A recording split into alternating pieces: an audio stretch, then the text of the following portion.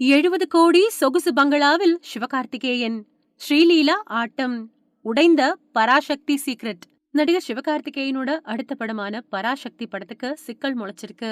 ஏற்கனவே அந்த படத்துல இருந்து நடிகர் சூர்யா விலகின நிலையில சிவகார்த்திகேயன் இணைஞ்ச நிலையில படத்தோட சம்பளத்துக்கு பதிலா ஈசிஆர்ல 70 கோடி ரூபாய்க்கு பங்களா கட்டி கொடுக்கறதா ஆகாஷ் பாஸ்கரன் மூலமா டீல் பேசப்பட்டதா சொல்லிருக்காரு வலைபேச்சு பிஸ்மி. அது மட்டும் இல்லாம படத்துல குத்து பாடல்களுக்காக மட்டுமே ஸ்ரீலீலா இணைஞ்சிருக்கிறதாவும் சொல்லப்படுது. டாஸ்மாக் முறைகேடு தொடர்பா அமலாக்கத்துறை அதிகாரிகள் தமிழகத்தோட 12 இடங்கள்ல போன வாரம் சோதனை நடத்தினாங்க. குறிப்பா பராசக்தி, இட்லி கடை மாதிரியான படங்களை தயாரிச்சுட்டு வரக்கூடிய ஆகாஷ் பாஸ்கரனுக்கு சொந்தமான இடங்கள்ல சோதனை நடத்த திட்டமிட்டிருந்த நிலையில அவரு தலைமறைவாகியிருக்காரு.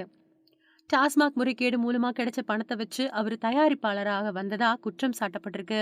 அது மட்டும் இல்லாம இது தொடர்பா அதிமுக உள்ளிட்ட எதிர்க்கட்சிகளும் குற்றம் சாட்டி வராங்க.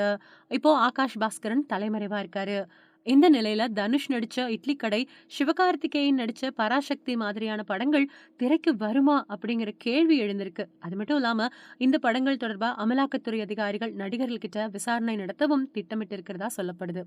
இந்த நிலையில அமலாக்கத்துறை விசாரணைக்கு உச்சநீதிமன்றம் இடைக்கால தடை போட்டிருக்கக்கூடிய நிலையில பராசக்தி படத்தோட பணிகள் விரைவில் ஆரம்பிக்கப்படும் அப்படின்னு எதிர்பார்க்கப்படுது. பராசக்தி படத்தோட சம்பளத்துக்கு பதிலா ஈசிஆர்ல 70 கோடி ரூபாய்க்கு பங்களா கட்டி கொடுக்கறதா சிவகார்த்திகேயன் கிட்ட ஆகாஷ் பாஸ்கரன் மூலமா டீல் பேசப்பட்டதா சொல்லிருக்காரு வலைபேச்சு பிஸ்மி. இது தொடர்பா பேசியிருக்கக்கூடிய அவரு முதல்ல புறநானூறு அப்படிங்கிற பேர்ல தான் சுதா கொங்கரா பராசக்தி படத்தை எடுக்க திட்டம் போட்டிருந்தாங்க. அதுல சூர்யா நடிக்கிறதாவும் இருந்துச்சு. ஆனா சூர்யா ஒரு சில காரணங்களால அந்த படத்துல நடிக்கல. இதுக்கப்புறம் தான் பராசக்தி அப்படின்னு அந்த படத்தோட பேரு மாற்றப்பட்டுச்சு. அதுல சிவகார்த்திகேயன் நடிக்கிறதுக்கு 70 கோடி சம்பளமா பேசப்பட்டுச்சு.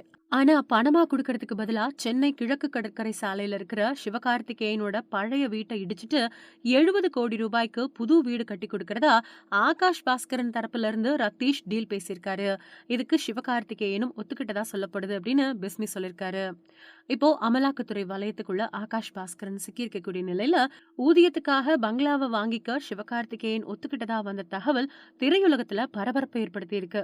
ஏற்கனவே ஆகாஷ் பாஸ்கரன் விவகாரம் தொடர்பா சில நடிகர்கள் கிட்ட விசாரணை நடத்த அமலாக்கத்துறை திட்டமிட்டு இருக்கிறதா சொல்லப்படுற நிலையில இப்போ இந்த தகவல் கூடுதல் பரபரப்பை ஏற்படுத்தி இருக்கு. அது மட்டும் இல்லாம தெலுங்கு படத்துல குத்து பாடல்கள் மூலமா பிரபலமான ஸ்ரீலீலா பராசக்தி படத்துல நடிக்கிறாங்க.